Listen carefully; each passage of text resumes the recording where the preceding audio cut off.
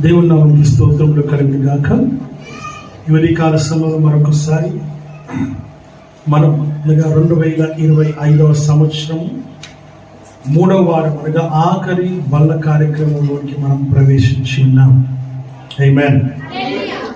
ఈ సంవత్సరపు ఆఖరి బల్లలో మనం పాల్గొంటూ ఉన్నాం. మరి ఇంటి అవకాశం దేవుడు మనకు అనుగ్రహించి ఉన్నాడు గనుక ఆ రీతిగా దేవుని సన్నిధిలో జాగ్రత్తగా దేవుని వాక్యాన్ని మనం విందాం. మనం రీతిగా దేవుని సన్నిధిలో మనం ముందుకు సాగుదాం. హల్లెలూయా, హల్లెలూయా. వాక్యము చూస్తూ ఉంటూ ఉన్నాం. మనం బల్లలో పాల్గొనబోతూ ఉన్నాం. ఒక విషయాన్ని గమనించదగిన విషయం ఏంటంటే, బలలో చెయ్యి మనం వేయాలి అనగా ఆయన శరీరము ఆయన రక్తమును మనము తిని త్రాగాలి, భోజనం చేయాలి, పానీయము చేయాలి. కనుక దేవుని వాక్యము మనకు అనుగ్రహించబడుతూ ఉండగా చాలా జాగ్రత్తగా దేవుని వాక్యాన్ని వినాలని, వింటున్న సమయంలోనే నీ జీవితంలో అద్భుతము జరగాలి. వాక్యం చెబుతుంది, వినటం వలన విశ్వాసము కలుగును. వింటూ ఉండగానే వాక్యము అనగా జీవము కలిగినటువంటిది. ఆ జీవము కలిగినటువంటి వాక్యము నిన్ను జీవింపచేస్తూ ఉంది. నీ శరీరాన్ని జీవింపచేయడం కాదు, నీ ఆత్మను జీవింపచేస్తుంది అన్న సంగతిని జ్ఞాపకం చేసుకోవాలి.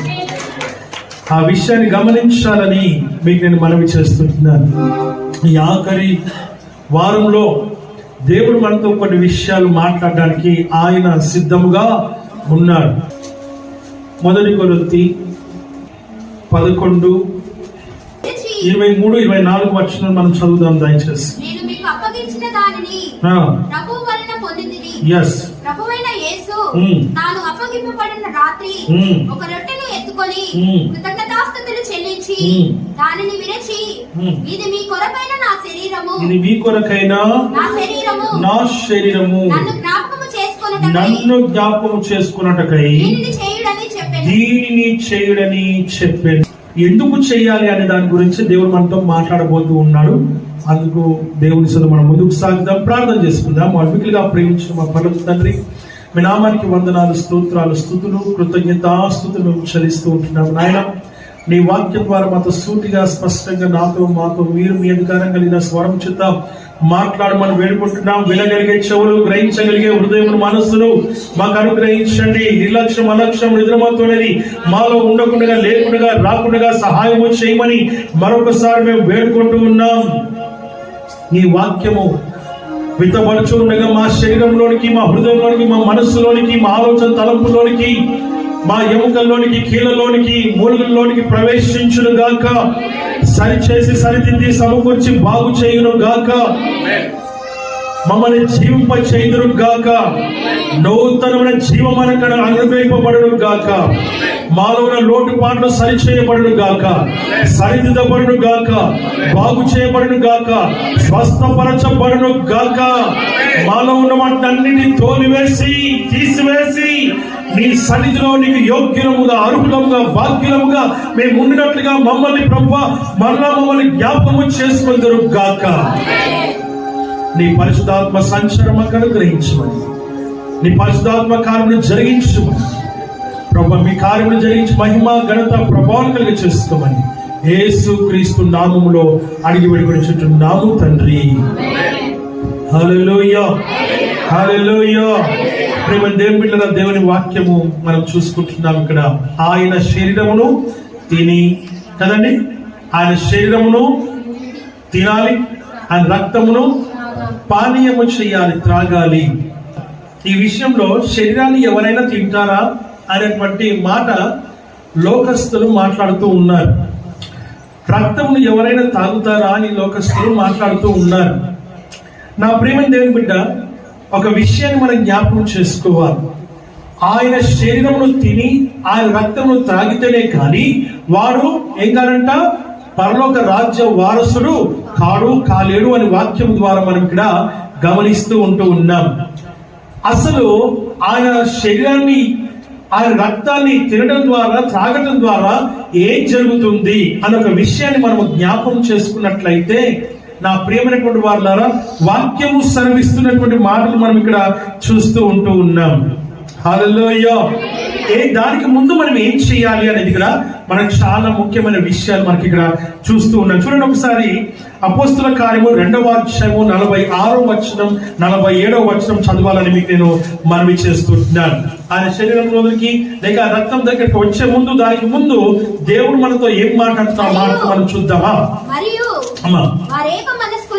వారు ఏక మనస్కులై ప్రతి దినము తప్పక కూడుకొనుచు ఇంటింటా రొట్టె విరుచుచు దేవునిని స్తుతించుచు ప్రజలందరి వలన దయ పొందిన వారై ఆనందముతోను నిష్కపటమైన హృదయముతోను ఆహారము పుచ్చుకొనుచుండిరి. ప్రభువు రక్షణ పొందుచున్న వారిని అనుదినము వారితో చేర్చుచుండెను.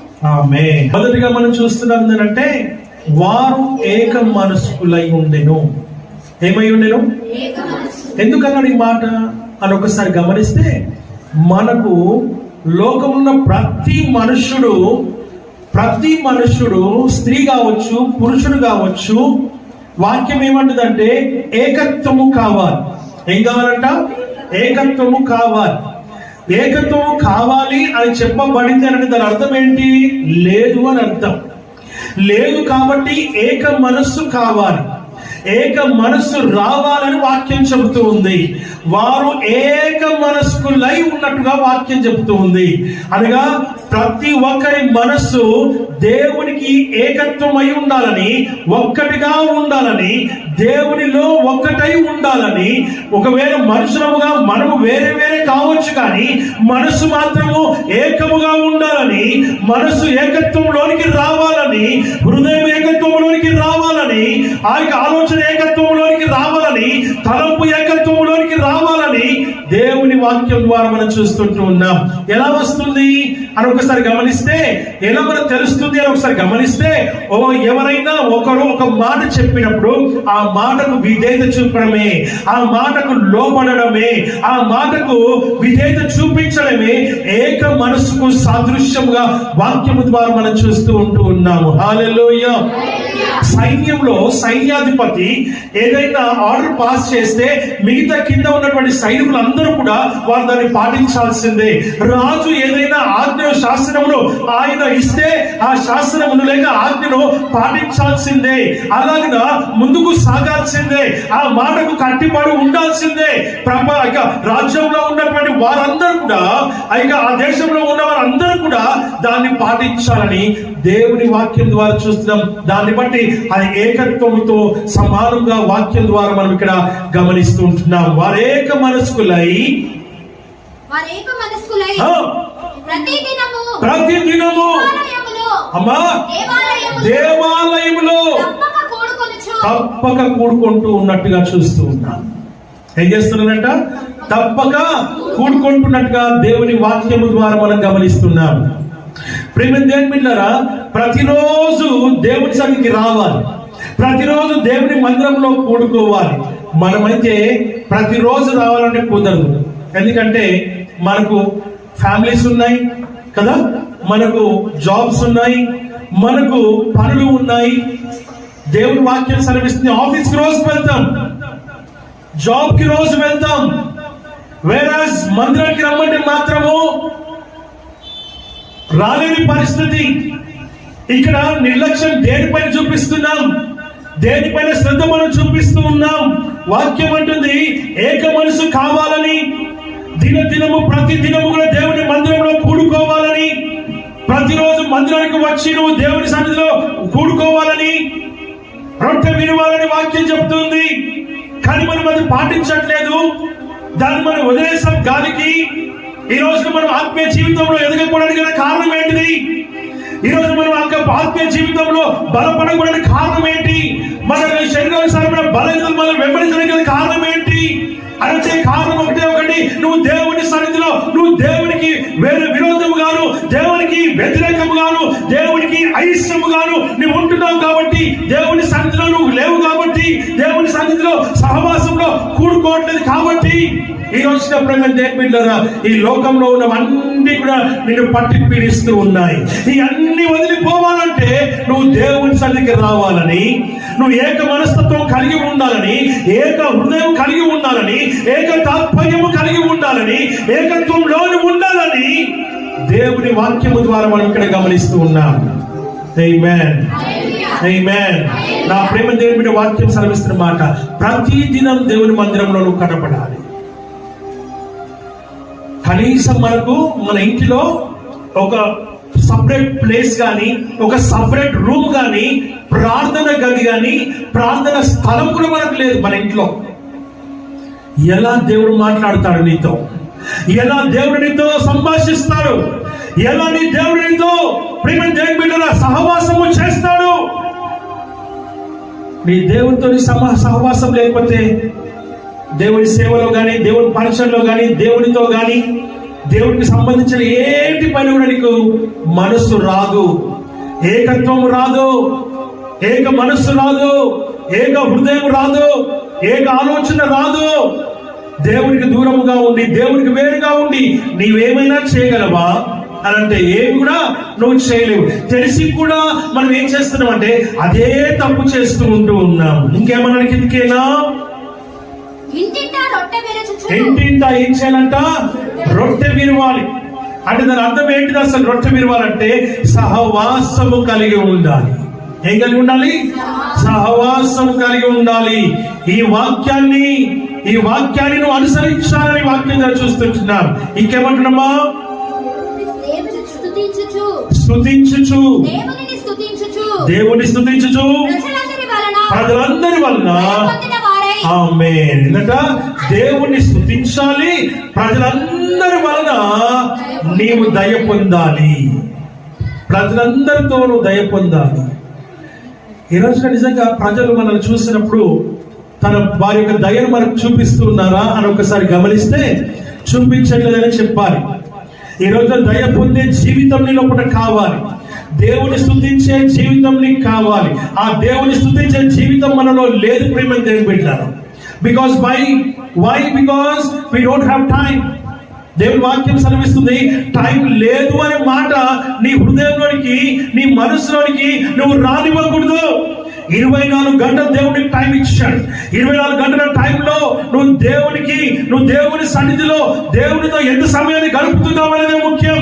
దేవుని ఎంతసేపు స్తుతిస్తున్నావు అనేదే ముఖ్యం. దేవుని నామాన్ని ఎంత మహిమపరుస్తున్నావు అనేదే ముఖ్యం. అలా మహిమపరిచి, అలా గణపరిచి, అలా స్తుతించి, అలా స్తోత్రించి, అలా కీర్తించి, అలా పూజించి, అలా ఆరాధించే ఆత్మీయ జీవితం ఎప్పుడైతే నువ్వు కలిగి ఉంటావో అప్పుడు నీ దేవుడితో నీకున్నటువంటి ఆ సాంగత్యము ఇంకా ప్రతి రోజుకి మనం ఎదుగుతామన్న సంగతిని నీవు జ్ఞాపకం చేసుకోవాలి. అప్పుడు ఏమవుతుంది అని అడిగితే ఒకే ఒక విషయం, నీ జీవితంలో కష్టాలున్నా, శ్రమలున్నా, బాధలున్నా, వేదనలున్నా, ఇరుకులున్నా, ఇబ్బందులున్నా, సమస్యలున్నా ఆ ఏమి కూడా నీకు ఏమి లేనట్టుగా ఉంటాయి. హల్లెలూయా. ఇది పేపర్, ఇది మనకందరూ తెలిసిన పేపర్ అన్న సంగతి. దీని బరువు ఎంత ఉంటుందండి? దీని బరువు ఎంత ఉంటుంది? ఉంటుందా? నా తలపైన పెట్టినా కూడా బరువు అనిపించదు, నేను మోసినా బరువు అనిపించదు, నేను పట్టుకున్నా బరువు అనిపించదు. నీ దేవుని సన్నిధిలో నీ జీవితం అలాగే ఉంటుంది. హల్లెలూయా. ఎందుకో తెలుసా? ఆయన నీలో ఉన్నాడు కాబట్టి, ఆయన నీలో ఉన్నాడు కాబట్టి, ఆయన నీలో నడుస్తూ ఉన్నాడు కాబట్టి, నువ్వు ఆయనలో కలిసి నడుస్తూ ఉన్నావు కాబట్టి. హల్లెలూయా. ఒక యవనస్తుడు దేవునితో మాట్లాడుతూ, దేవునితో సహవాసం చేస్తూ, దేవునితో నడుస్తూ ఉన్నటువంటి వ్యక్తి. ఆయన నడుస్తూ ఉన్నాడు, ఇద్దరు నడుస్తూ ఉన్నారు. దేవుడు, ఒక యవనస్తుడు, ఒక వ్యక్తి నడుస్తూ ఉన్నారు. నడుస్తూ ఉన్న సమయంలో జరుగుతున్నటువంటి విషయం ఏంటంటే, ఈ బురద కానీ, లేకపోతే ఈ ముళ్ళ తుప్పలు కానీ, ఈ రాళ్ళ రప్పలు ఉన్నటువంటి సమయంలో ప్రేమ దేవుడిద్దరు నడుస్తూ ఉంటే ఒకే పాదాలు కనబడుతూ ఉన్నాయి. ఈ యవనస్తులు అనుకుంటూ ఉన్నాడు, ఇదేంటి, నేను దేవుడితో నడుస్తూ ఉన్నప్పుడు, ఇదిగో నేను అంత సాఫ్ట్ గా ఉన్నప్పుడు, లేకపోతే ఈక్వల్ గా ఉన్నప్పుడు, మంచిగా ఉన్నప్పుడు 2 పాదాలు అచ్చులు కనబడుతూ ఉన్నాయి. అసలు విషయం ఏంటంటే, నేను ఇక ముళ్ళ పొదలు వచ్చినప్పుడు, రాళ్ళతో వచ్చి ఉన్నటువంటి ఆ యొక్క తుప్పలు వచ్చినప్పుడు, లేకపోతే రాళ్ళకి కంకర వచ్చినప్పుడు, బురద వచ్చినప్పుడు, ఇక్కడ ఇంకో పాదాలు కనబడట్లేదు. ఏంటి? దేవుడి సమయంలో నన్ను వదిలిపెట్టేస్తున్నాడా? దేవుడిని వదిలేసి వెళ్ళిపోతూ ఉన్నాడా? దేవుడు నిజంగా నాతో లేడా అని మనసులో అనుకుంటూ ఉన్నాడు. అనుకున్న తడవే బయటికి అనేస్తూ ఉన్నాడు. ప్రభువా, నా దేవా, నా తండ్రి, నా యేసయ్య, నా రక్షక, ఇదిగో నిన్ను నేను అనుసరిస్తూ ఉన్నప్పుడు, నిన్ను కలిగి ఉన్నప్పుడు, నేను నీతో కలిసి నడుస్తూ ఉన్నప్పుడు, ఇదిగో నార్మల్ గా ఉన్నటువంటి ఆ యొక్క తోవలో ఇదిగో నీ యొక్క పాదాలు, నా పాదాలు రెండు కూడా కనబడుతూ ఉన్నాయి. త్రోవలో చాలా ఈక్వల్ గా ఉన్నప్పుడు, ఏమి లేనప్పుడు ఇద్దరు కనబడుతున్నాయి. కానీ ముళ్ళ తప్పులు వచ్చినప్పుడు, రాళ్ళు రప్పలు వచ్చినప్పుడు మాత్రము నీ పాదాలు కనబడట్లేదు. ఎలాగయ్యా? నన్ను వదిలేస్తున్నావా? నన్ను వదిలిపెట్టి నువ్వు వెళ్ళిపోతున్నావా? నన్ను ఒక్కడు వదిలేస్తున్నావా? కష్ట సమయంలో, శ్రమల కాలంలో, ఇరుకుల కాలంలో నన్ను వదిలేసి నువ్వు నడుస్తూ వెళ్ళిపోతున్నావా అని అంటే ఆయన అన్నాడు, నేను నిన్ను ఎప్పుడూ విడిచిపెట్టలేదు. ఆమేన్. నేను నిన్ను ఎప్పుడూ విడిచిపెట్టలేదు. నీవు ఒకే ఒక పాదాల యొక్క ముద్రను చూస్తున్నావు, ఒక పాదం ముద్రలు చూస్తున్నావు, ఇంకో పాదం లేదనుకుంటున్నావు. కానీ ఎక్కడ పాదం ముద్రలు లేవో నువ్వు దాన్ని గ్రహించట్లేదు. నేను నడుస్తున్నటువంటి మార్గం ఏదైతే లైన్ ఉందో, నువ్వు నడుస్తున్న లైన్ ఏది ఉందో అది నువ్వు గ్రహించాలి. నువ్వు ఏ పక్క నడుస్తున్నావో, నువ్వు ఏ పక్క నుంచి ఏ పక్కకి వస్తూ ఉన్నావో నువ్వు అది గ్రహించాలి. నిన్ను ఎత్తుకున్నప్పుడు, నేను దించినప్పుడు నువ్వేం చేస్తున్నావు? ఈ పక్కకు వస్తున్నావు. ఇక్కడ ఎత్తుకొని ఇక్కడ దించినప్పుడు ఈ పక్కకు వస్తూ ఉన్నావు. అందుకే పాదాల ముద్రలు నీకు అర్థం కావట్లేదు. రాళ్ళు తప్పుల నడిపే సమయంలో నిన్ను ఎత్తుకున్న వాడు నేనే. ఇదిగో ముందుకు వచ్చినప్పుడు నేను ఎత్తుకున్న వాడు నేనే. ఇదిగో ముందుకు వచ్చినప్పుడు నేను ఎత్తుకున్న వాడు నేనే. కాబట్టి నిన్ను నేను ఎత్తుకొని నడుస్తూ ఉన్నాను. అది కూడా నీకు తెలియట్లేకుడుగా ఉంటున్నది కనుక నువ్వు గ్రహింపు లేకుడుగా ఉంటున్నావు. నీ ఆలోచన దగ్గర ఉంది. దేవుడు నన్ను వదిలేస్తాడేమో, దేవుడు నన్ను విడిచిపెట్టేస్తాడేమో, దేవుడు నన్ను నిజంగా ఒంటరిగా వదిలేస్తాడేమో అనేటువంటి ఆలోచన తలంపుల్లో నేను ఉన్నావు. కానీ నిన్ను ఎత్తుకున్నటువంటి విషయాన్ని నువ్వు మర్చిపోతున్నావు. నిన్ను ఎత్తుకొని నడుస్తున్నటువంటి విషయంలో నీవు గ్రహించలేకుండా ఉంటూ ఉన్నావు. ఎంత గ్రహింపు లేకుండా ఉంటున్నావు నా కుమారుడా. చాలా సార్లు మన జీవితంలో మనం పడుతున్నటువంటి, మనం చేస్తున్నటువంటి తప్పులు ఇవే. దేవుడిని ఎత్తి పట్టుకున్నా దేవుడిని వదిలేస్తానని అనుకుంటున్నావు. కానీ దేవుడిని ఎత్తి పట్టుకున్నానని నువ్వు ఆలోచించట్లేదు. దేవుడును ఎత్తుకున్నాడనే సంగతిని నువ్వు గ్రహింపడానికి నువ్వు రాకుండా నువ్వు మాట్లాడుతూ ఉంటూ ఉన్నావు, ఆలోచిస్తూ ఉన్నావు, తలస్తూ ఉంటున్నావు. వాక్యం ఏమంటుందో తెలుసా? స్త్రీ తన గర్భంలో పుట్టిన చంటిబిడ్డనైనా వారినైనా మరచుదరేమో కానీ నేను నిన్ను మరువను విడువను ఎడబాయను అని చెప్పి, చూడము నా అరచేతులను నిన్ను ఎత్తుకొని ఉన్నానని దేవుని వాక్యము ద్వారా మనం ఇక్కడ గమనిస్తున్నాం. నీ దేవుడిని ఎత్తుకొని నడుస్తూ ఉన్నాడు. ఆ గ్రహింపుని తెలుసుకోవాలి. ఆ యొక్క గ్రహింపునిలో ఉండాలి. నీ శరీరంలో ఉండాలి, ఆ స్పర్శనిలో ఉండాలి. నేను ఎత్తుకొని నడుస్తున్నటువంటి దేవుని నువ్వు గ్రహించాలని దేవుని వాక్యం ద్వారా మనం చూస్తున్నాం. మనం అనుకుంటున్నాం మనం దేవుడితో నడుస్తున్నాం, మనం అనుకుంటున్నాం మనం క్రైస్తవులమని, మనం అనుకుంటున్నాం దేవుని బిడ్డలమని, మనం అనుకుంటున్నాం దేవుని కుమార్తెలమని. అయితే నువ్వు ఎందుకు గుర్తించలేకపోతున్నావు? నిన్ను ఎత్తుకొని నడుస్తున్న దేవుని ఎందుకు నువ్వు చూడట్లేదు? ఎత్తుకున్న దేవుని నువ్వు గ్రహించలేకపోతే ఎలా తెలుస్తుంది నేను ఎత్తుకొని నడుస్తున్నటువంటి విషయాన్ని? అంటే నీ మనసంతా లోకం పైనే ఉంది కాబట్టి, శ్రమల పైనే ఉంది కాబట్టి, కష్టముల పైనే ఉంది కాబట్టి, ఇరుకుల పైనే ఉంది కాబట్టి ఈ రోజు నీ జీవితంలో సమాధానము లేదు. హల్లెలూయా. చదువునా ఇంకా కింది చదువు. ప్రజలందరి వల్ల దయ పొందిన వాడై ఆనందముతోను నిష్కపటమైన హృదయముతోను. నీ హృదయంలో ఏముండకూడదంట? మొదటిగా ప్రజలందరితోనూ దయ పొందాలి. ప్రజలందరితో దయ పొందాలి. ఎలా తెలుస్తుందా? అందరు ప్రజలు చెప్తారు, అందరు వందనాలు చెప్తారు, అందరు గుడ్ మార్నింగ్ చెప్తారు, అందరు బాగున్నావా అని అడుగుతారు. అందరు బాగున్నారా అని అడిగినంత మాత్రాన వాళ్ళు కూడా మనతో కలిసి ఉన్నారని అనుకోకూడదు. ఆమేన్. హల్లెలూయా. అందరు బాగా మాట్లాడుతూ ఉంటే, అందరు నీతో బాగా ఉంటే వాళ్ళు బాగున్నారని మాత్రం ఎప్పుడు అనుకోకూడదు. ఎప్పుడు తెలుస్తుంది అది? ఆ విషయం కూడా ప్రేమ దేవుని క్రియలలో తెలుస్తుంది. నువ్వు కష్టంలో, శ్రమలో, ఇరుకులో, ఇబ్బందులో, బాధలో, వేదనలో ఉన్నప్పుడు వచ్చి నీకు సహాయం చేస్తే అప్పుడు వాళ్ళ యొక్క మంచితనము తెలుస్తుంది. అప్పటి వరకు గుడ్ మార్నింగ్ వద్దు, గుడ్ ఈవినింగ్ వద్దు, ప్రైజ్ లార్డ్ వద్దు, వందనాలు కాదు. దాంట్లో మంచితనం తెలియదు. ప్రేమ దేవుని బిడ్డ, బయటకు ఒకటి లోపల ఒకటి ఉంటారన్న సంగతిని నువ్వు జ్ఞాపకం చేసుకోవాలని వాక్యం ద్వారా చూస్తున్నాం. ఇంకేమన్నా ఇక్కడ ప్రజలందరి చేత నువ్వు దయ పొందాలి. నిష్కపటమైనటువంటి మనస్సు కావాలి.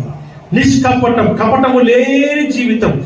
లోకమంతా కపటమే. ఆ లాస్ట్ ఏమన్నా ఇంకో మాట, ఆహారము పుచ్చుకుంటూ ఉండాలి. దేవుని వాక్యాన్ని పంచుకోవాలి. ఏం చేసుకోవాలి? దేవుని వాక్యాన్ని పంచుకోవాలి.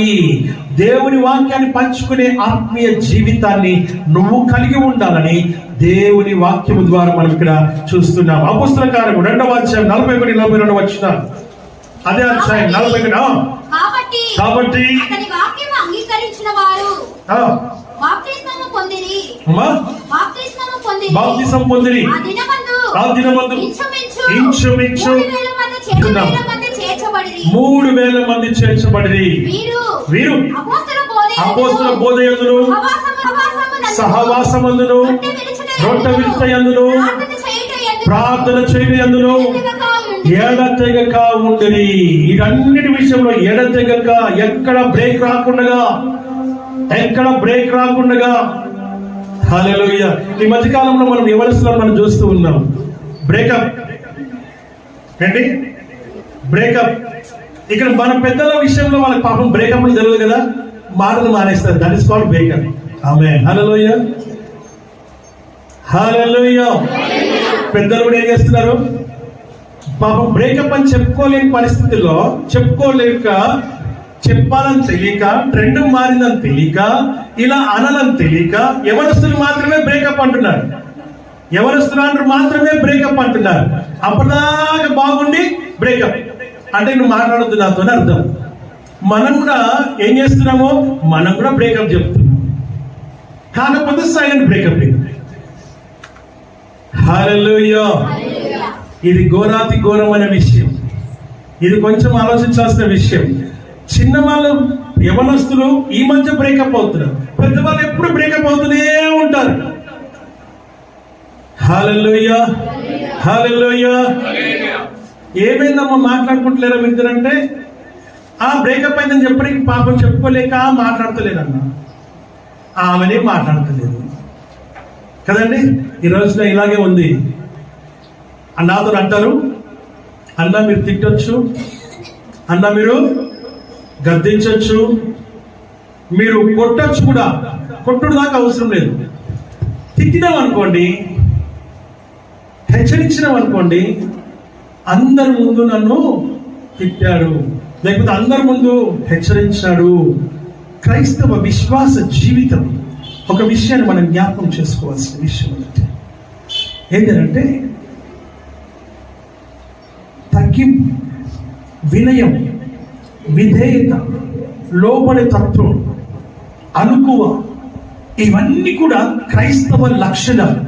ఇవన్నీ కూడా విశ్వాసం ఉండాల్సిన లక్షణం. మనం ఎవరిని ఆరాధిస్తున్నామండి? దేవుడు. పేరుందిగా, పేరుందా? క్రీస్తుని మనం ఆరాధిస్తున్నాం. క్రీస్తు ఎలాంటి వాడు చెప్పండి ఒకసారి. నేను చెప్తూ ఉన్నాను, అవునా కాదని చెప్తూ ఉన్నాను. ఆయనను మొదటిగా బంధించినారు, బందిపోటును బంధించినట్టుగా బంధించినారు. రెండోది ఆయన సంకళ్ళు వేసినారు, ఆయన ఈడ్చుకుంటూ వెళ్ళినారు, ఆయన్ని కొట్టినారు, ఆయన ముఖం మీద ఉమ్మి వేసినారు, ఆయన తులనాడినారు, ఆయన అవమానపరిచినారు, ఆయన గేలి చేసినారు, ఆయన బట్టలు కూడా తీసినారు, చేతిలో కర్ర పెట్టి తల మీద ముళ్ళకిరీట పెట్టి అపహాస్యము చేసినారు. యూదుల రాజా నీకు జయమని అపహాస్యము చేసినారు, అవమానపరిచినారు, నిందించినారు. యూదుల రాజంటో అని నిందించినారు. ప్రేమ దేవుని బిడ్డలారా, ఆయన ఆఖరికి తన ప్రాణంను కూడా, ఆయన ప్రాణంను కూడా వారు తీసేసినారు. కొరడాలతో కొట్టినారు. ఒకటి తక్కువ 40 దెబ్బలు. ఎప్పుడు చెప్పండి, ఆయన కంటే గొప్పవారా మీరు? ఆయన కంటే అద్భుతమైన వారా మీరు? ఆయన కంటే మంచివారా మీరు?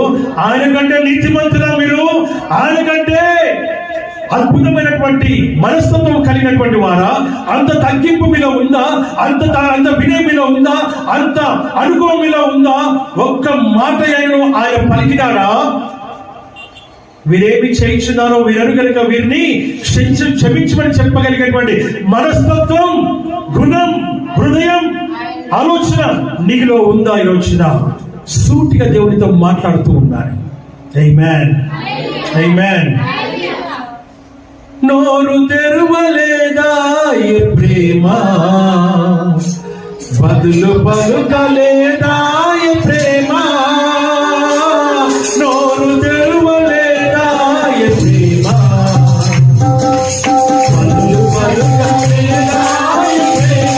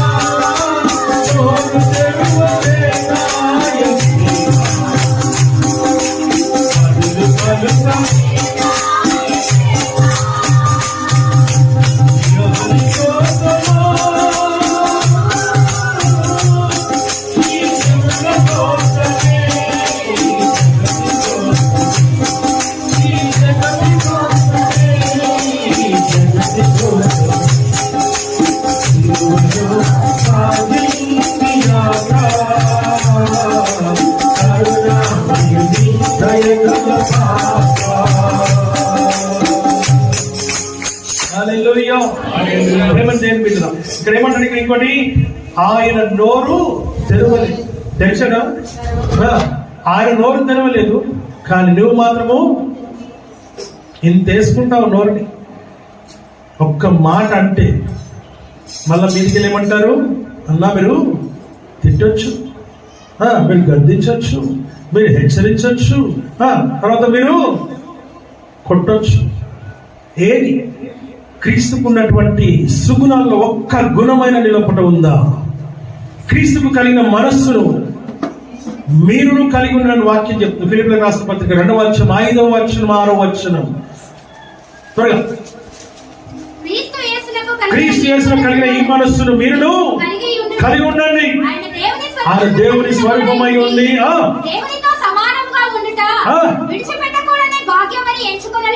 కానీ మనుషుల పోలికగా పుట్టి దాసుని స్వరూపము ధరించుకొని తన్ను తాను రిక్తునిగా చేసుకున్నాడు. మరియు ఆకారము మనుషుడిగా కనబడి మరణము పొందినంతగా, అనగా శిలువ మరణము పొందినంతగా విధేయత చూపిన వాడై తన్ను తాను రిక్తునిగా చేసుకున్నాడు. ఇలాంటి గుణాల్లో నీ గుణం ఉందా? ఇలాంటి గుణముల్లో ఒక గుణమైన నీలో ఉన్నదా? ఇలాంటి మనస్తత్వం నీలో ఒక్కటైనా ఉన్నదా? ఇలాంటి ఒక్కటైనా నీలోపట ఉన్నదా? సరి చూసుకో. బలలో పాల్గొనబోతున్నావు, బలలో చేయి వేయబోతూ ఉన్నావు. సరి చూసుకో, సరిదిద్దుకో. నీలో కోపం ఉందా? నీలో పగ ఉందా? నీలో కార్పణ్యం ఉందా? నీలో ఉక్రోషం ఉందా? నీలో పట మోసం ఉందా? నీలో పట అబద్ధం ఉందా? ఏముందో చూసుకో. క్షమించలేని గుణము లేకపోతే నువ్వు క్రీస్తుకు సంబంధించిన వాడవు కాలేక. విశ్వాస తర్వాత సంగతి. క్రీస్తుకు సంబంధించిన బిడ్డగా ఉండాలంటే మాత్రము నీవు చేయాల్సిన పనులు ఒకటి ఏంటంటే ఆయన క్షమించే గుణం లోపల ఉంటేనే తప్ప నీవు క్రీస్తును అనుసరించే బిడ్డవు కాదు. క్రైస్తవుడు కానే కాదన్న సంగతిని నీవు గ్రహించాలని దేవుని వాక్యము ద్వారా మనం చూస్తూ ఉంటూ ఉన్నాం. యోహాను సువార్త చదవండి దయచేసి 6వ అధ్యాయం 39-40 వచనాలు చదవాలని మనం చేస్తూ ఉంటున్నాను. ఆయన నాకు అనుగ్రహించిన దాన్ని అంతటిలో నేనేమీ పోగొట్టుకొనక అంచ దినమున దాని లేపుటే నన్ను పంపిన వారి చిత్తమైనది. కుమారుని చూసి ఆయన విశ్వాసం ఉంచి ప్రతి వారు నిత్య జీవం పొందినయే నా తండ్రి చిత్తము. అంత దినమున నేను వారిని లేపుదును. హల్లెలూయా. నా చిత్తం నెరవేర్చుకుంటాం నేను రాలేదు. కీర్తనల గ్రంథంలో ఒక చక్కటి మాట చెప్తూ ఉంటాడు. ఏం మాట చూద్దాం ఒకసారి. 40వ అధ్యాయం 8వ వచనం. కీర్తనల గ్రంథం 40వ అధ్యాయం 8వ వచనం. నా దేవా నీ చిత్తము నెరవేర్చుట నాకు సంతోషం. నీకు సంతోషము కావాలన్నా, నువ్వు సంతోషంగా ఉండాలన్నా, సంతోషమైన జీవితం నువ్వు జీవించాలన్నా, సంతోషకరమైనటువంటి ఆ కుటుంబమును నువ్వు దేవుని బిడ్డలను నువ్వు నడపాలన్నా వాక్యం చెప్తుంది, నేను నా చిత్తం నెరవేర్చుకోవడం రాలేదు, నన్ను పంపిన వాని చిత్తము నెరవేర్చుకు నేను వచ్చాను. ఆ చిత్తము జరిగించుటనే ఈ రోజున నాకు సంతోషము. నీకు సంతోషం దేని వల్ల వస్తుందంటే దేవుని చిత్తమును నెరవేర్చుటలో సంతోషము. ఆమేన్. దేవుని చిత్తానుసారముగా దినదినము నడిచెదను. దేవుని చిత్తానుసారముగా దినదినము నడిచెదను.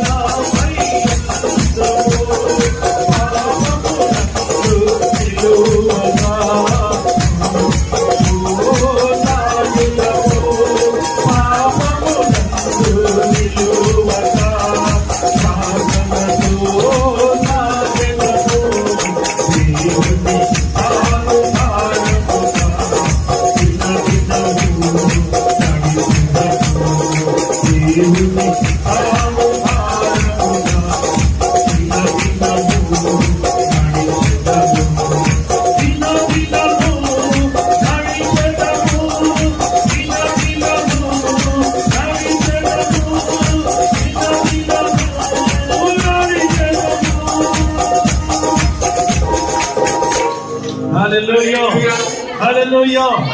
దినదినము దేవుని సన్నిధిలోనే ఉన్నాడు వారు. ఎలా అన్నాడంట? దినదినము ఆయన సన్నిధిలోనే ఉన్నాడు వారు.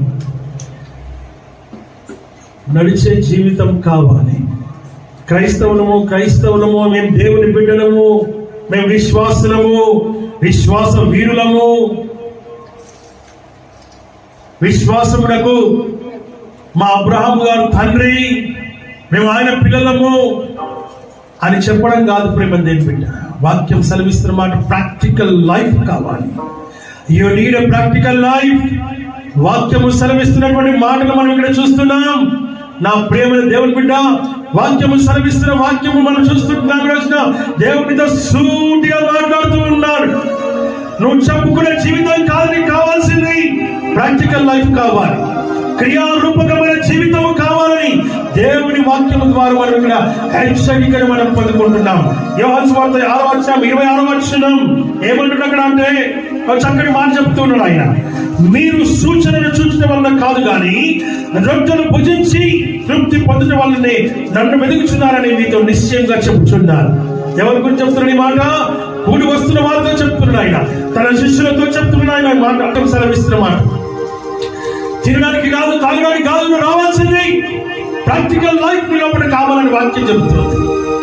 ఎంత భయంకరమైన మాట ప్రేమ దేవుని బిడ్డలారా. మీరు కేవలం దానికోసమే వస్తూ ఉన్నారు, మీరు కేవలం దానికోసమే జీవిస్తూ ఉన్నారు. దానికోసంగా మీరు జీవించాల్సింది మీ జీవితం ద్వారా లోకానికి నేనెవరో తెలియాలి, నేను కూడా క్రీస్తు ఎవరో తెలియాలి. ప్రేమ దేవుడు ఆ క్రీస్తును చూపించే వాక్యం నీలో ఉండాలని దేవుని వాక్యం ద్వారా మనం చూస్తున్నాం. దయచేసి ఒకసారి 39వ వచనం 40వ వచనం మనం ఇందాక మనము చదువుకున్నటువంటి మాట, చక్కటి మాట చెప్తున్నాడు ఆయన. ఏమంటే అంత్య దినమున దాన్ని లేపుటే నన్ను పంపిన వారి చిత్తమైనది. అంత్య దినమున నువ్వు బలలో పాల్గొనబోతూ ఉన్నావు కదా, ఎందుకు నువ్వు పాల్గొనాలి? రైట్, ఎందుకు మనం పాల్గొనాలి? ఈరోజు బాప్తిజం తీసుకోవాలి. దయచేసి చేతులు ఇవ్వటాలని మనం చేస్తున్నాం. తీసుకుని పైకి లేవట్టండి, కొంచెం పైకి దించండి. మీలో ఈ 2025వ సంవత్సరంలో ఎన్ని నెలలు పాల్గొన్నారు? పాలలో ఎన్ని నెలలు మిస్ అయిన చేతులు పెట్టండి ఒకసారి. మిస్ అయిన వాళ్ళ చేతులు పెట్టండి ఒకసారి. కాలు మిస్ అయిన వాళ్ళ చేతులు పెట్టండి. ఈ సంవత్సరంలో 1 నెల, 2 నెలలు, 3 నెలలు మిస్ అయిన వాళ్ళు చేయలేమంటాడు ఒకసారి.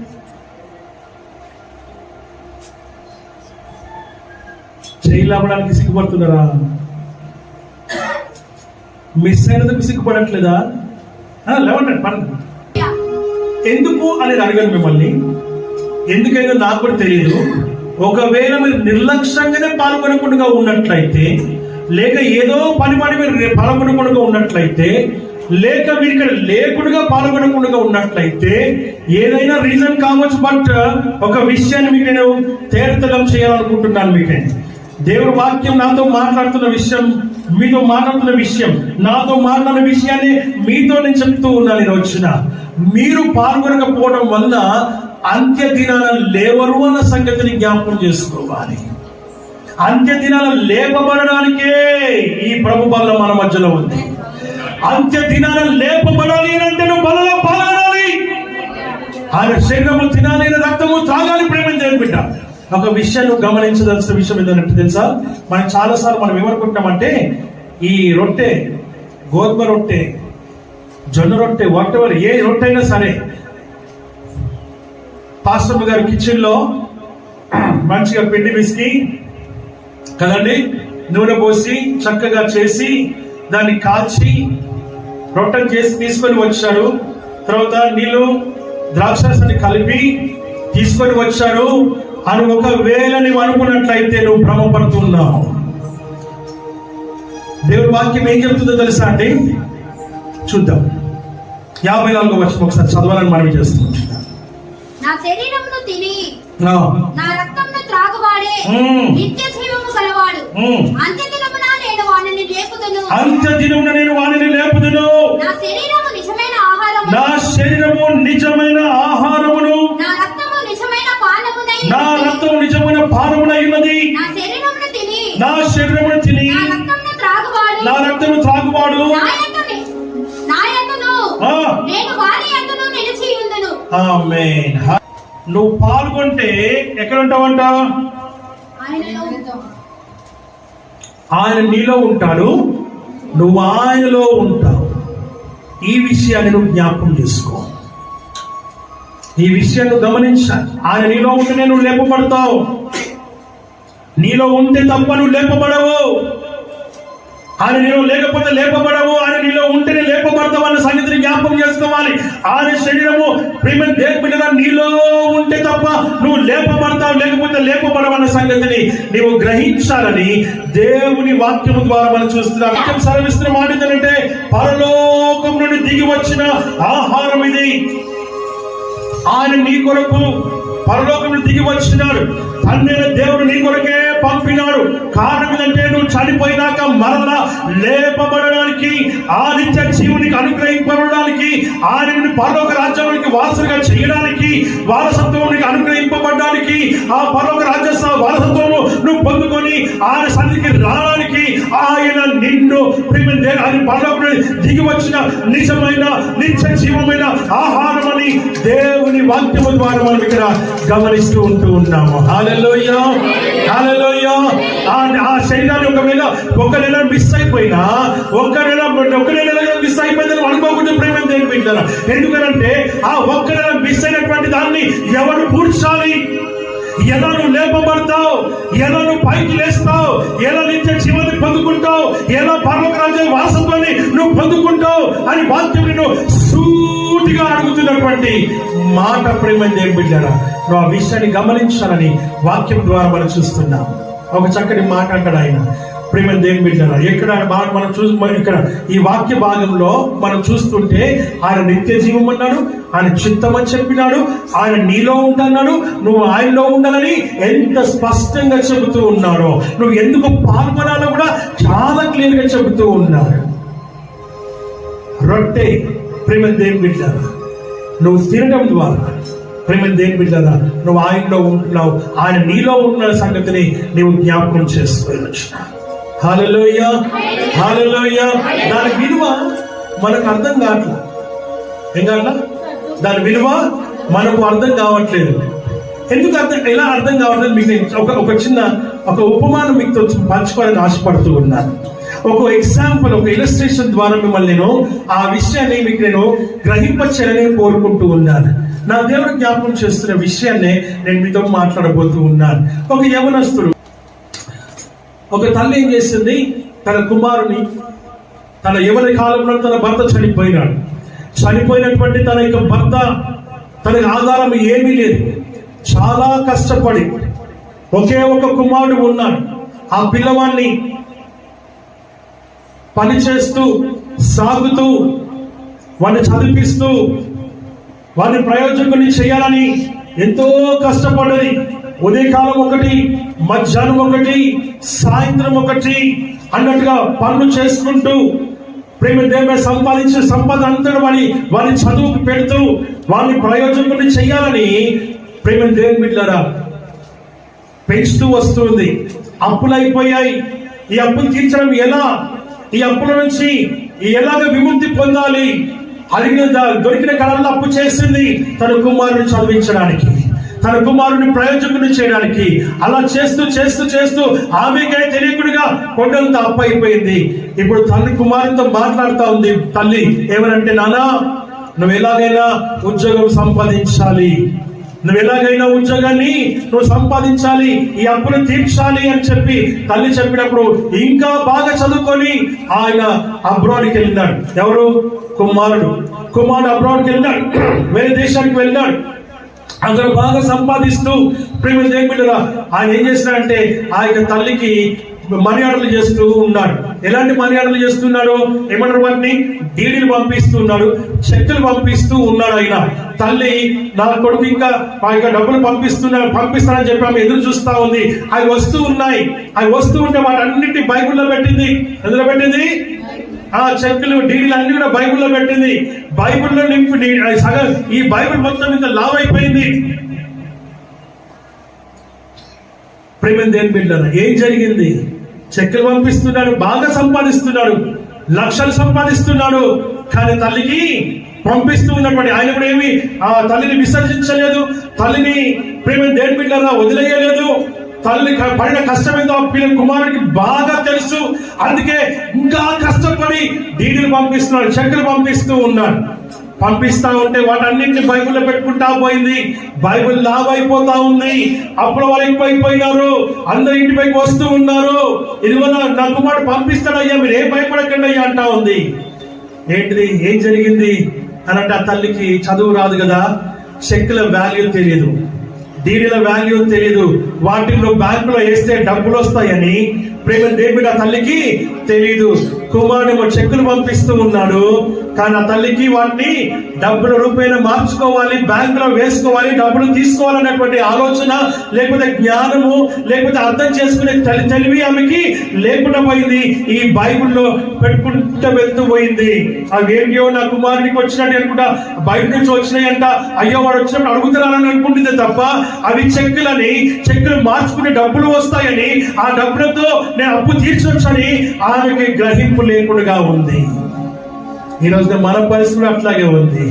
దేవుని యొక్క ఆశీర్వాదం, దేవుని యొక్క దీవెన, ఆయన తన యొక్క శరీరాన్ని ఎత్తి పట్టి అన్నాడు. ఆయన చదవడం మాట్లాడదాం దయచేసి. మొదటి కొరింథీయులకు రాసిన పత్రిక 2:11 అధ్యాయం మనం చదువుదాం దయచేసి. 23-24 వచ్చి చదువుదాం దయచేసి త్వరగా. నేను మీకు అప్పగింపబడిన దానిని ప్రభువు వలన పొందితిని. యేసు తాను అప్పగింపబడిన రాత్రి ఒక రొట్టెను ఎత్తుకొని కృతజ్ఞతాస్తుతులు చెల్లించి దానిని విరచి, ఇది మీ కొరకైన నా శరీరము, నన్ను జ్ఞాపకము చేసుకొనుటకై దీనిని చేయుడని చెప్పెను. ఆమేన్. ఆ ప్రకారమే భోజనమైన పిమ్మట ఆయన పాత్రను ఎత్తుకొని, ఈ పాత్ర నా వలనైన క్రొత్త నిబంధన, మీరు దీనిలోనిది త్రాగునప్పుడెల్లా నన్ను జ్ఞాపకము చేసుకొనుటకై దీనిని చేయుడని చెప్పెను. ఇక్కడ ఆయన రొట్టెని ఎత్తుకున్నాడు, రక్తమును ఎత్తుకున్నాడు. ఎత్తుకుని ఏం చేస్తున్నాడు? ఆయన కృతజ్ఞతాస్తులు చెల్లించి వాటిని ఆశీర్వదించినాడు. ఏం చేసినాడు? ఆశీర్వదించినాడు. ఆశీర్వదించినటువంటి శరీరం, ఆశీర్వదించినటువంటి రక్తం. ప్రేమ దేవునిలారా, ఈనాడు ఈ రోజు ఈ రొట్టె ఆయన ఆశీర్వదించినట్టుగా ప్రేమ దేవుని వాక్యం చెప్తుంది. ఇక్కడికి వచ్చే వరకు అది రొట్టె నా చేతిలోకి వచ్చిన తర్వాత ఆయన శరీరముగా ఆశీర్వదింపబడుతున్న సంగతిని జ్ఞాపకం చేసుకో. ఆ శరీరమే ఆత్మీయమైనటువంటి నీ ఆత్మీయ జీవితంలో నిన్ను పైకి లేవనెత్తుతున్న సంగతిని జ్ఞాపకం చేసుకోవాలని వాక్యం ద్వారా మనం చూస్తున్నాం. దయచేసి నువ్వు చులకనగా లేక తేలికగా ఇది వంటి రొట్టెనే అని నీ చేతిలో నువ్వు తీసుకోవడానికి ప్రేమ దేవుడే కాదు, ఇది ఆశీర్వదింపబడిన ఆయన శరీరం అన్న సంగతిని జ్ఞాపకం చేసుకోమని దేవుని వాక్యము ద్వారా మనం చూస్తుంటున్నాం. శక్తుల విలువ తెలియని నీ పరిస్థితి, తల్లి పరిస్థితిలో నువ్వు ఉండకూడదని. శక్తుల వాల్యూ ఎంతో తెలుసా? ఆ ఊరంతా కొనేచ్చు తల్లి, కానీ ఆమెకు ఆ విలువ తెలియపడిపోయింది. ఈ రోజు ఒకవేళ నీవు కూడా దీని వాల్యూ తెలియపడిగా నువ్వు పట్టుకుంటున్నావేమో జాగ్రత్త. అది కేవలం రొట్టె కాదు, ఆయన శరీరము నీ చేతిలోకి వస్తుంది. ఆయన శరీరము నీ శరీరంలో ఇమిడింపబడుతున్న సంగతిని జ్ఞాపకం చేసుకో. ఆయన ద్రాక్షరసము ఆయన రక్తంతో మారి నీ శరీరంలో నీ రక్తంలో ఇంకా పడుతున్న సంగతిని జ్ఞాపకం చేసుకో. ఇమిడించబడుతున్న సంగతిని జ్ఞాపకం చేసుకోమని దేవుని వాక్యము ద్వారా మనం ఇక్కడ గమనిస్తూ ఉంటూ ఉన్నాం. కనుక నా ప్రేమ దేవుని బిడ్డలారా, వాక్యం సెలవిస్తా ఉంది, నీ జీవితంలో నువ్వేం చేస్తున్నావు, నువ్వు ఎలా ఉన్నావు, క్రీస్తుకు కలిగినటువంటి జీవితం నీలో లేకపోయినట్లయితే నీ జీవితాన్ని మార్చుకోవాలి. నీ జీవితాన్ని నువ్వు దేవునికి అనుగుణంగా నువ్వు మరలా మారు మనసు పొందాలి, నువ్వు మరలా రక్షణ పొందాలి, నువ్వు మరలా నూతన పరచబడాలని దేవుని వాక్యం కూడా నిన్ను హెచ్చరిక చేస్తా ఉన్నది. హల్లెలూయా, హల్లెలూయా. కనుక నా ప్రేమ దేవుని బిడ్డలారా, ఆయన శరీరం ఒక రొట్టె కాదు, ఆ రక్తం ఒక పానీయం ఒక ద్రాక్షరసము కాదు, అవి రెండు కూడా ఆశీర్వదించబడి దీవించబడి ఆయన శరీరముగా ఆయన రక్తముగా మీ యొద్దకు వస్తూ ఉన్నప్పుడు జాగ్రత్తగా భయముతో వణుకుతో నీవు వాటిని సేవించాలని దేవుని వాక్యము ద్వారా మనం ఇక్కడ గమనిస్తూ ఉంటూ ఉంటాం. హల్లెలూయా, హల్లెలూయా. దేవుని బిడ్డలారా, ఆ తల్లిలాగా ఉండకూడదు, రక్షణ తెలివిగా ఉండాలని వాక్యం చెబుతూ ఉంది. భయం కలిగి ఉండు, భక్తి కలిగి ఉండు. ఒకే ఒక విషయం మిమ్మల్ని నేను అడగదలుచుకున్నాను. ఈ రోజున మీ జీవితాల్లో మీరు వాక్యాన్ని వింటూ ఉన్నాం. ప్రభువా, ఈరోజు మీరు చాలా విషయాల గురించి దేవుని దగ్గర ప్రార్థన చేసి ఉండొచ్చు. చేశారా? ఒకసారి చేయలేబడదామా? అనేకమైన విషయాల గురించి, ఎన్నెన్నో విషయాల గురించి మనం ప్రార్థన చేసిన మనం అందరం కూడా ఏ రోజైనా ప్రభువా నీ వాక్యానికి అనుగుణంగా నేను జీవించలేకపోతున్నానయ్యా, నీ వాక్యానికి అనుగుణంగా నేను బ్రతకలేకపోతున్నానయ్యా, నిజంగా నీ వాక్యానికి అనుగుణంగా నేను జీవించలేక ఉన్నానయ్యా.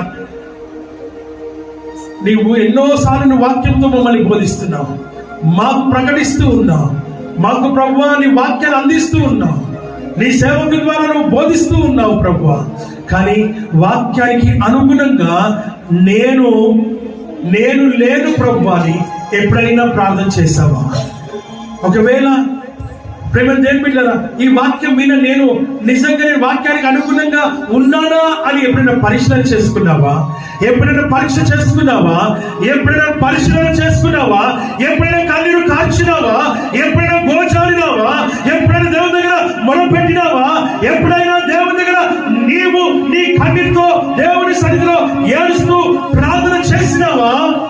నీ కష్టాల కోసం ప్రార్థన చేస్తున్నావే, నీ ఉద్యోగం కోసం ప్రార్థన చేస్తున్నావే, నీ ప్రమోషన్ కోసం ప్రార్థన చేస్తున్నావే, నీ కుమారుని వివాహం కోసం ప్రార్థన చేస్తున్నావే, ఇదిగో నీ కుమారుని యొక్క ఉద్యోగం కోసము, వారి యొక్క ప్రయోజనం కోసము, వారి ఉన్నతమైనటువంటి విద్య కోసము కన్నీరు కాస్తూ ఉన్నావు. కానీ నీ ఇంటి విషయాల కోసం ప్రార్థన చేస్తున్నావు. కానీ ఎప్పుడైనా నీ దేవుడి వాక్యానికి అనుగుణంగా నేను బ్రతకట్లేదు, నేను జీవించట్లేదు, నేను ఉండట్లేదు అని ఎప్పుడైనా అనుకున్నావా? ఒకవేళ అనుకోకపోతే ఈ ముద్ర కాలమే దేవుడు నీతో మాట్లాడుతున్నాడు, దేవుడు నీతో మాట్లాడుతూ ఉన్నాడు, నీతోనే దేవుడు మాట్లాడుతూ ఉన్నాడు. నా ప్రియ దైవజనమా, సూటిగా దేవునితో మాట్లాడుతున్న విషయాన్ని నీవు గ్రహించాలని దేవుడు వాక్యంతో మాట్లాడుతూ ఉంది. నిజంగా ప్రభువా, నువ్వు విత్తినటువంటి విత్తనం నా హృదయంలో ఇంకా మొలకెత్తలేదు ప్రభువా. నువ్వు విత్తినటువంటి విత్తనం, నీ వాక్యం ఇంకా నా జీవితంలో మొలకెత్తలేదు ప్రభువా. మొలకెత్త లేకుండా నా కన్నీటి జీవితాన్ని దాన్ని నీరు పోయట్లేదు ప్రభువా. ఆ నీటిని పోయకుండా నేను ఉంటున్నానయ్యా. నన్ను ఒక్కసారి జ్ఞాపకము చేసుకో, చేసుకోమని ఈ ఉదయకాల సమయంలో అడుగుదామా? ఈ ఉదయకాల సమయంలో అయ్యా నన్ను ఒక్కసారి జ్ఞాపకము చేసుకోమని అడుగుదాం. మీరు కళ్ళు మూసుకోండి, మీకు కళ్ళు మూసుకుని దేవుని అడగండి. వచ్చిన ప్రభువా నన్ను ఒక్కసారి జ్ఞాపకం చేసుకో. నిజమే, ఈ లోకానుసారంగా ఎన్నో విషయాల కొరకు నేను ప్రార్థన చేశాను ప్రభువా, ఎన్నో విషయాల కొరకు నేను కన్నీరు కార్చాను ప్రభువా, ఎన్నో విషయాల కొరకు ప్రభువా నేను తండ్రి ప్రభువా ఎంతో సమయాన్ని నేను వెచ్చించాను ప్రభువా, ఎంతగానో ప్రభువా నేను ఏడ్చినాను ప్రభువా. నా ఇంటి విషయాల కొరకై, నా గృహ విషయాల కొరకై, నా పిల్లల కొరకై, నా భర్త కొరకై, నా భార్య కొరకై, నా తల్లిదండ్రుల కొరకై, నా సంబంధించిన వారి కొరకై, నా చుట్టాల కొరకై అయ్యా నేను వాటి గురించి నేను ప్రార్థన చేశాను. కానీ ఏ రోజు కూడా ప్రభువా నేను నీ కోసము, ప్రభు నీ వాక్యము కోసము, అయ్యా విధమైన వాక్యము నా హృదయంలో ఫలించట్లేదని, అది అభివృద్ధి చెందట్లేదని, అది విస్తరించట్లేదని, అది మొలకెత్తట్లేదని, అది ప్రభువా అది ఎదగట్లేదని ఏ రోజు కూడా నేను ప్రార్థన చేయలేకపోయానయ్యా. నన్ను ఒక్కసారి జ్ఞాపకం చేసుకోవా, అరుగు దేవుని. నా ప్రేమ దేవుని ఈ ఉదయకాల సమయం నీదే దేవునితో సూటిగా మాట్లాడుతూ ఉన్నాడు. నా ప్రేమ దేవుని బిడ్డ,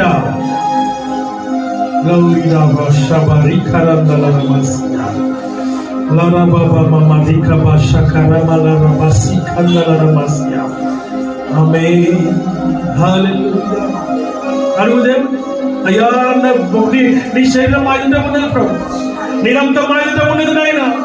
అయ్యా మేము లోకానుసారంగా జీవిస్తూ ఉన్నాం ప్రభు, శరీరానుసారంగా జీవిస్తున్నాం ప్రభు.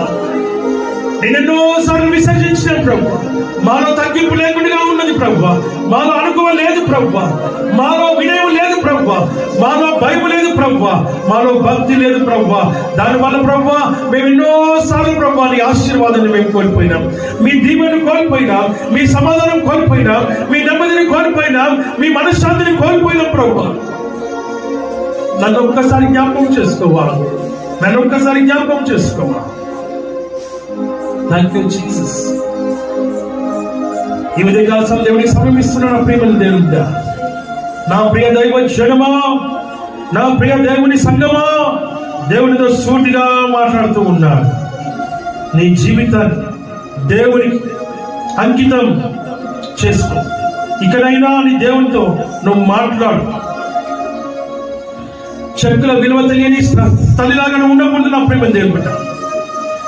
ఊరినే కొనేసేపు ధనం ఉన్నప్పటికీ కూడా అవి చిత్తు కాగితాలు అనుకుంటుంది, ఏదో విలువైన కాగితాలు అనుకుంటుంది తప్ప ఏ మాత్రం అవగాహన లేకుండా జీవిస్తూ ఉంది. ఒకవేళ నీవు కూడా క్రైస్తవ జీవితంలో ఉన్నామే కానీ, విశ్వాసగా ఉన్నామే కానీ అవగాహన లేకుండా ఉన్నామేమో. భక్తి జీవితంలో జీవిస్తున్నాము, ఓటి కుండవలని ఉన్నామేమో, దాంట్లో సరైనటువంటి ఆహారము లేదేమో. అడుగు దేవుణ్ణి ఉదయకాల సమయమున, అయ్యా నన్ను ఒక్కసారి జ్ఞాపకం చేసుకోవాలి. దేవుణ్ణి అడుగువచ్చు. హల్లెలూయా.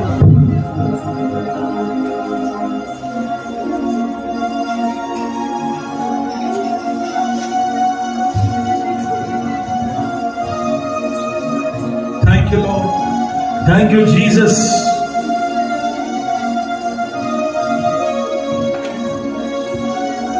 అవును ప్రభు, నీకే స్తోత్రములు నాయన. అపోస్తల బోధ యందు మేము ఉండాలి, సహవాసం అందు ఉండాలి, ప్రార్థన యందు ఉండాలి, ప్రతిదినము దేవాలయంలో కూడుకోవాలి, ఇంటింటా రొట్టె విరవాలి ప్రభు. అయ్యా నీ యందు విశ్వాసం ఉంచి ప్రతి దినము తండ్రి ప్రభు నిత్య జీవం పొందుకునేటువంటి ఆత్మ జీవితం మాకు అనుగ్రహించండి ఆయన. నీవు ఎలాగైతే తండ్రి చిత్తం నెరవేర్చకు వచ్చినావో అలాగే మేము తండ్రి చిత్తం నెరవేర్చే వారంగా ఉండడానికి మాకు సహాయం చేయండి ఆయన. అంత్య దినంలో మేము లేపబడ్డకు మాకు సహాయం చేయండి ప్రభువా. ఈ రొట్టెని ప్రభువా మేము కేవలం రొట్టెగా చూడకుండా, ద్రాక్షరసంగా చూడకుండా, నీ రక్తంగా నీ యొక్క శరీరంగా చూసే భాగ్యాన్ని మరి మాకు అనుగ్రహించమని మరొకసారి మేము వేడుకుంటూ ఉన్నాం ప్రభువా.